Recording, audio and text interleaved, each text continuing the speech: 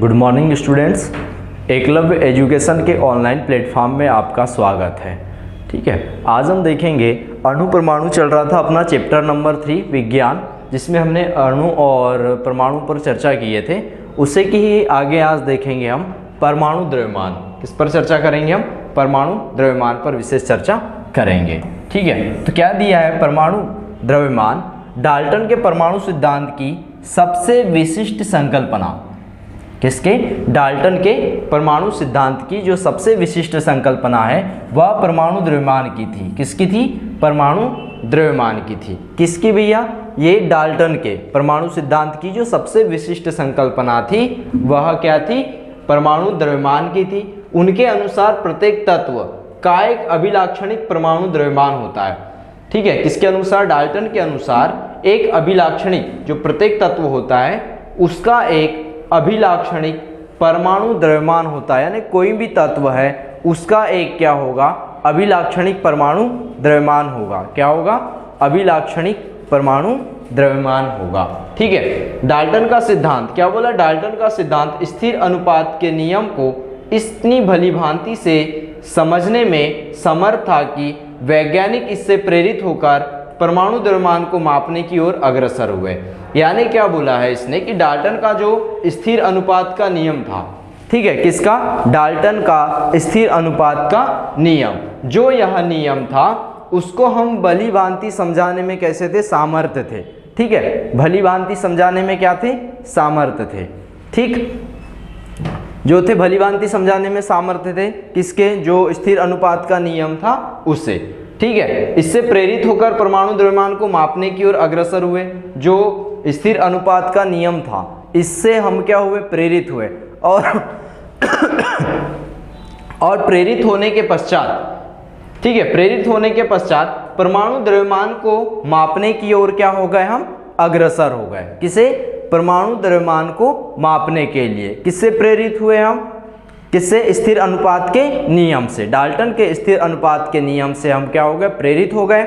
और प्रेरित होने के पश्चात हमने क्या किया? जो परमाणु द्रव्यमान का मान को मापने के लिए कैसे हो गए? हम अग्रसर हो गए। ठीक है, चूंकि एक परमाणु के द्रव्यमान को ज्ञात करना अपेक्षाकृत कठिन कार्य था। जो परमाणु द्रव्यमान है इसको माप पाना कैसा काम था? बहुत ही कठिन काम था। ठीक है, कठिन कार्य था। ठीक, इसलिए रासायनिक संयोजन के नियमों का उपयोग एवं इसके कारण क्या? कठिन कार्य था, इसलिए क्या किया हमने? रासायनिक संयोजन के नियमों के उपयोग किया एवं उत्पन्न यौगिक के द्वारा सापेक्ष द्रव्यमानों को ज्ञात किया। क्या किया? जिससे उत्पन्न यौगिक रासायनिक संयोजन किया। रासायनिक संयोजन के कारण क्या हुआ? कुछ यौगिक उत्पन्न हुए।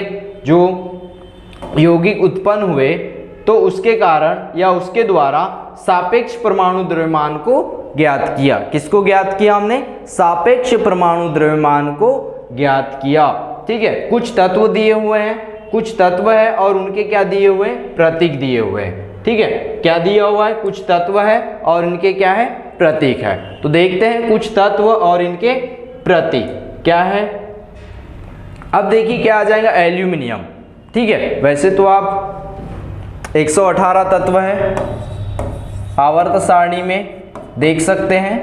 ठीक है, लेकिन यहाँ कुछ और छोटा सा भाग आपको दिखा देते हैं। जैसे एल्यूमिनियम है, तत्व है और ये क्या है? इसका प्रतीक है। तो एल्यूमिनियम को किससे प्रदर्शित किया हमने? प्रतीक चिन्ह क्या है इसका? Al। किससे? Al से प्रदर्शित किया। आर्गन Ar, ठीक, बेरिलियम Ba, बोरान B। ठीक है, ये क्या है? एल्यूमिनियम, आर्गन, बेरियम और boron. Aluminium Al, argon Ar, barium Ba और बोरान के लिए क्या आ गया? B आ गया। ठीक है, ब्रोमीन। अब नेक्स्ट क्या है भी? ब्रोमीन के लिए क्या आ जाएगा? Br आ जाएगा। ब्रोमीन के लिए क्या आ जाएगा? Br। फिर इसके बाद है आपका कैल्शियम। ठीक है, कैल्शियम के लिए Ca। कैल्शियम के लिए क्या आ जाएगा? Ca। कार्बन के लिए C और क्लोरीन के लिए Cl। कोबाल्ट के लिए CO। कोबाल्ट के लिए क्या आ जाएगा? CO, जिसमें C क्या है? Capital C small o। ये क्या आ जाएगा आपका? कोबाल्ट। ठीक है, क्या आ जाएगा? कोबाल्ट आ जाएगा। ठीक, अब आ जाएगा, बात करेंगे कॉपर। तो कॉपर में क्या है, Cu, कॉपर का प्रतीक चिन्ह क्या है, Cu है। फ्लोरीन F, स्वर्ण गोल्ड, ठीक है, और ये क्या है Au, गोल्ड का क्या आ जाएगा, Au आ जाएगा, ठीक है। Hydrogen H, iodine I, iodine को किससे प्रदर्शित किया हमने, I से प्रदर्शित किया, ठीक है। फिर आ जाएगा आयरन, आयरन Fe, सीसा Pb और मैग्नीशियम Mg, मैग्नीशियम के लिए क्या आ गया आपका Mg आ गया, हाइड्रोजन के लिए H, आयोडीन के लिए I, आयरन के लिए Fe, सीसा के लिए Pb, मैग्नीशियम के लिए Mg और नियॉन के लिए आ जाएगा Ne। नियॉन के लिए किसका यूज करेंगे हम, Ne का यूज करेंगे। फिर है नाइट्रोजन, बात किसकी करेंगे हम, नेक्स्ट है नाइट्रोजन। नाइट्रोजन का क्या आ जाएगा, कैपिटल N। नाइट्रोजन को किससे प्रदर्शित करेंगे हम, कैपिटल N से प्रदर्शित करेंगे। Oxygen O, potassium K, silicon Si, चांदी silver, sodium Na, sulphur S, uranium U, zinc Zn। यानी ये क्या है, तत्व है और ये क्या है, इधर इनके प्रतीक है। तो नाइट्रोजन को किससे प्रदर्शित किया हमने, N से प्रदर्शित किया, ऑक्सीजन को O से प्रदर्शित किया, पोटेशियम को K से प्रदर्शित किया, पोटेशियम को किससे प्रदर्शित किया, किससे प्रदर्शित किया हमने, K से प्रदर्शित किया। सिलिकॉन को Si, चांदी या सिल्वर को Ag, सोडियम को Na, सल्फर को S, यूरेनियम को U से प्रदर्शित किया और जिंक को Zn से प्रदर्शित किया। हमने देखा होगा चांदी को किससे प्रदर्शित किया, चांदी को Ag से प्रदर्शित किया, किससे, Ag से प्रदर्शित किया। और जो गोल्ड है, ठीक है, सोना, ठीक है, गोल्ड या सोना, स्वर्ण, इसको हम स्वर्ण भी बोलते हैं, स्वर्ण को किससे, Au से प्रदर्शित किया, किससे किया, Au से प्रदर्शित किया, ठीक है। यहाँ कुछ सारणी दी हुई थी जिसमें यहाँ हमने देखा कुछ तत्व और उसके क्या देखे हमने, प्रतीक चिन्ह के माध्यम से इसको प्रदर्शित किया गया है, ठीक है। अब देखते हैं इसके आगे कि ये जो प्रतीक चिन्ह है इसके आगे अब कुछ और हमारे जो दैनिक जीवन में देखो क्या है, कुछ तत्वों के परमाणु द्रव्यमान। अब क्या दिया है, कुछ तत्व दिया हुआ है और उसके क्या दिया हुआ है, परमाणु द्रव्यमान दिया हुआ है, ठीक है। क्या है, कुछ तत्व है जो हमारे उपयोग के हैं और फिर क्या दिया, इसके परमाणु द्रव्यमान दिया हुआ है। जैसे हाइड्रोजन हो गया, ठीक है, हाइड्रोजन का परमाणु द्रव्यमान क्या आ गया, 1, कार्बन का 12, नाइट्रोजन का 14, ऑक्सीजन का 16। ये क्या है, परमाणु द्रव्यमान है। सोडियम का कितना दिया हुआ है, 23, 23। मैग्नीशियम, मैग्नीशियम का कितना है, 24। सल्फर का 32, क्लोरीन 35.5। जो है क्लोरीन है, क्लोरीन का जो परमाणु द्रव्यमान है, किसकी बात कर रहे हैं हम, क्लोरीन। जो क्लोरीन है इसका परमाणु जो द्रव्यमान होगा 35.5 होगा। क्या होगा, 35.5 होगा।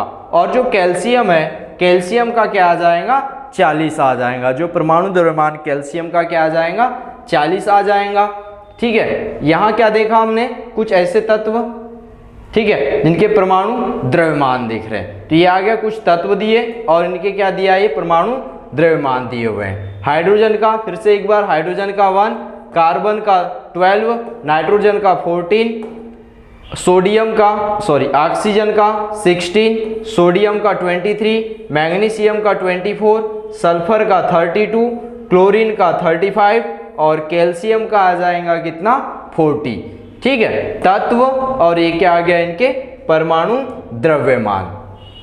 तो हमने कुछ तत्व देख लिए, उनके परमाणु द्रव्यमान देख लिए। अब क्या है, जो परमाणु किस प्रकार अस्तित्व में रहते हैं। अब देखेंगे कि जो परमाणु होते हैं, हमने परमाणु देखा था, ठीक है। अब जो परमाणु होते हैं, ठीक, परमाणु को क्या कहा था हमने कि जो छोटा से छोटा कण जो कैसे नहीं हो सकता और विभाजित नहीं हो सकता, वही कण क्या कहलाता, परमाणु कहलाता। अब परमाणु कैसे अस्तित्व रहता है, इसकी हम क्या करेंगे, चर्चा करेंगे। तो क्या है परमाणु, किस प्रकार अस्तित्व में रहते हैं। क्या है कि जो परमाणु होते हैं यह किस प्रकार अस्तित्व में रहते हैं। तो अधिकांश तत्वों के परमाणु स्वतंत्र रूप से अस्तित्व में नहीं रह पाते। देखो जो अधिकांश तत्व होते हैं, जो अधिकांश तत्व होते हैं उनके जो परमाणु होते हैं वह क्या होते हैं, स्वतंत्र रूप से नहीं रह पाते। कैसे नहीं रह पाते, स्वतंत्र रूप से नहीं रह पाते हैं। ठीक है, परमाणु अणु एवं आयन बनाते हैं। परमाणु अणु एवं क्या बनाएंगे, जो तत्व होते हैं वह परमाणु बनाएंगे। परमाणु अणु एवं क्या, आयन बनाते हैं। जो परमाणु है, परमाणु अणु एवं आयन बनाते हैं, वह द्रव्य बनाते हैं। परमाणु अणु एवं आयन बनाते हैं। ये अणु अथवा आयन अत्यधिक संख्या में पुंजित होकर, ठीक है। अब जो अणु है, अणु क्या होते हैं, ठीक, जो अणु है, अणु छोटे छोटे परमाणु से मिलकर क्या हो गए, अणु बनेंगे। जो अणु है, अणु अथवा जो आयन अत्यधिक संख्या में पुंजित होकर क्या होंगे, द्रव्य बनाएंगे। ये क्या बनाएंगे, द्रव्य। ठीक है, जो छोटे छोटे जो संख्या में क्या होंगे, मिल करके क्या होंगे, जो एक द्रव्य का निर्माण करेंगे अत्यधिक संख्या में जुड़ करके, जिसे हम देख सकते हैं, अनुभव कर सकते हैं अथवा छू सकते हैं। अब देखो जो नगण्य है उसको तो हम नगण्य आंखों से देख भी नहीं सकते, छू भी नहीं सकते। ठीक है, लेकिन जब उनकी संख्या क्या हो जाए, इतनी अधिक मात्रा में हो जाए, जिससे हम क्या कर सकते हैं, नगण्य आंखों से देख भी सकते हैं, स्पर्श भी कर सकते हैं, ठीक है, और अनुभव भी कर सकते हैं। ठीक है, वो क्या है, परमाणु। जब परमाणुओं की संख्या कैसी हो जाए, अधिक हो जाए। ठीक है, अब देखो अणु क्या है, किसकी बात कर रहे हैं हम, अणु। अब अणु क्या है, तो अणु पर भी चर्चा कर लेते हैं कि अणु है क्या। ठीक है, तो अणु क्या है भी देख लेते हैं। अब अणु के बारे में अभी मैंने ही कहा था कि जो छोटे छोटे परमाणुओं से मिलकर तैयार होते हैं उन्हें ही क्या कहते हैं हम, अणु। ठीक है, तो अणु साधारणतः, अणु ऐसे दो या दो से अधिक परमाणुओं का समूह होता है। ठीक है, साधारणतः अणु दो या दो से अधिक परमाणुओं का क्या होता है, समूह होता है। कितने से अधिक, दो या दो से अधिक परमाणुओं का एक समूह होता है। ठीक है, क्या, अणु। ठीक, जो आपस में रासायनिक बंध द्वारा जुड़े होते हैं। जो कैसे होते हैं, आपस में रासायनिक बंध द्वारा क्या होते हैं, जुड़े होते हैं। बात किसकी कर रहे हैं, अभी हम अणु की कर रहे हैं। तो अणु क्या होते हैं भी, दो या दो से अधिक परमाणुओं का एक समूह होता है।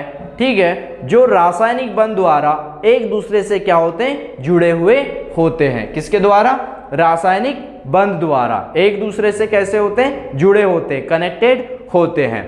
वे परस्पर आकर्षण बल के द्वारा कसकर जुड़े होते हैं। अब देखो वे दोनों क्या होते हैं, परस्पर आकर्षण बल द्वारा क्या होते हैं, जुड़े होते हैं। अब जुड़ना मतलब कनेक्ट होना, तो इसमें आकर्षण बल लगेगा, एक दूसरे की ओर आकर्षित करेंगे तभी तो जुड़ेंगे। अगर प्रतिकर्षित हो गए तो एक दूसरे से वियोग कर जाएंगे, न कि संयोग कर जाएंगे। ठीक है, एक दूसरे से अलग हो जाएंगे जब इनके दोनों के बीच में क्या होगा, प्रतिकर्षण बल कार्य करेगा। लेकिन यहाँ एक दूसरे से क्या हो रहे हैं, ये आकर्षित हो रहे हैं, और आकर्षित होने के कारण एक मजबूत बंध के द्वारा एक दूसरे से कैसे जुड़े हुए हैं।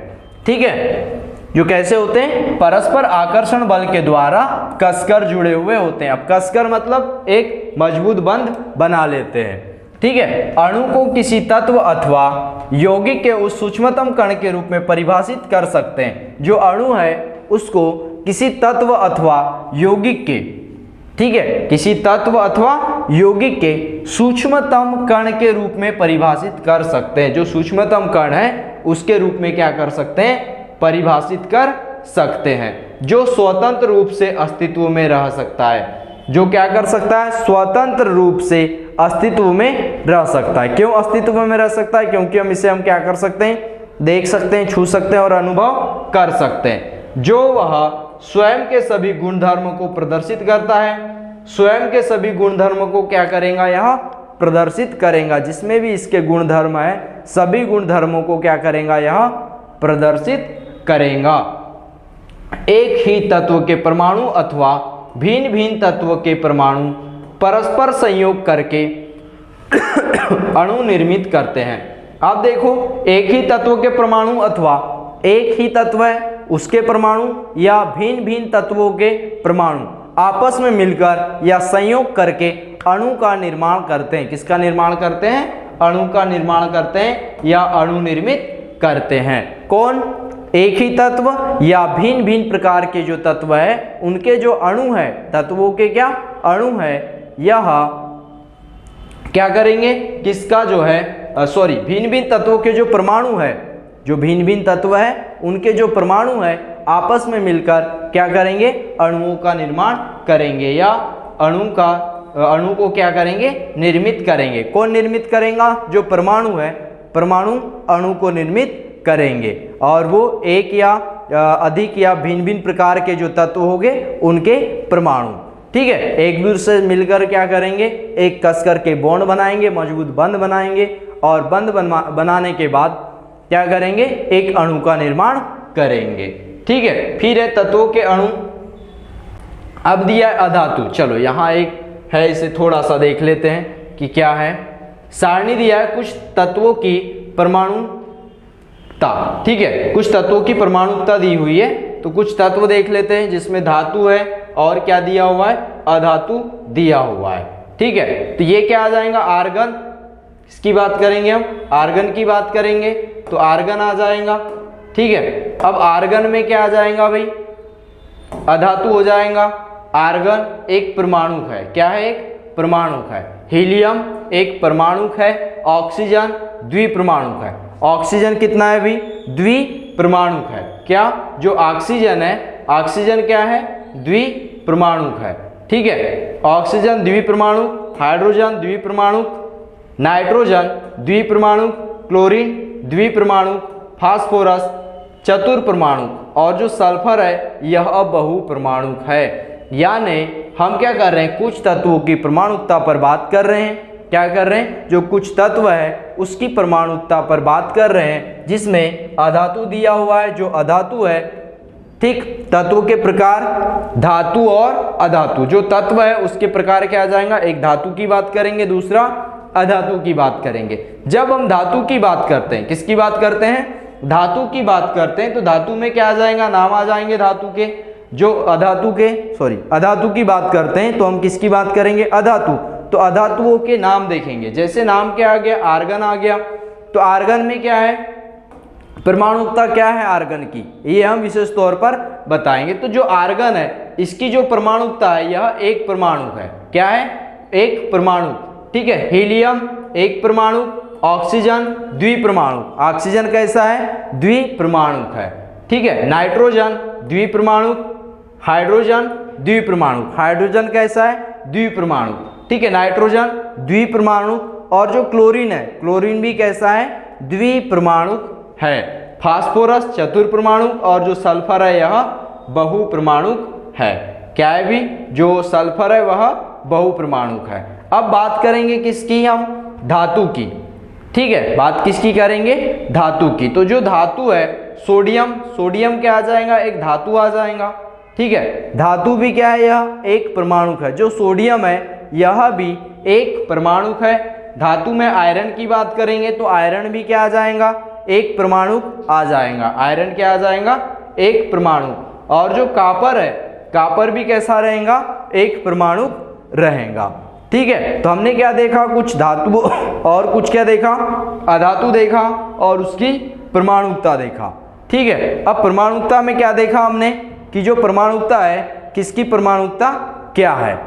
ठीक है, धातु पर भी विशेष चर्चा हो गई और अधातु पर भी विशेष चर्चा हो गई।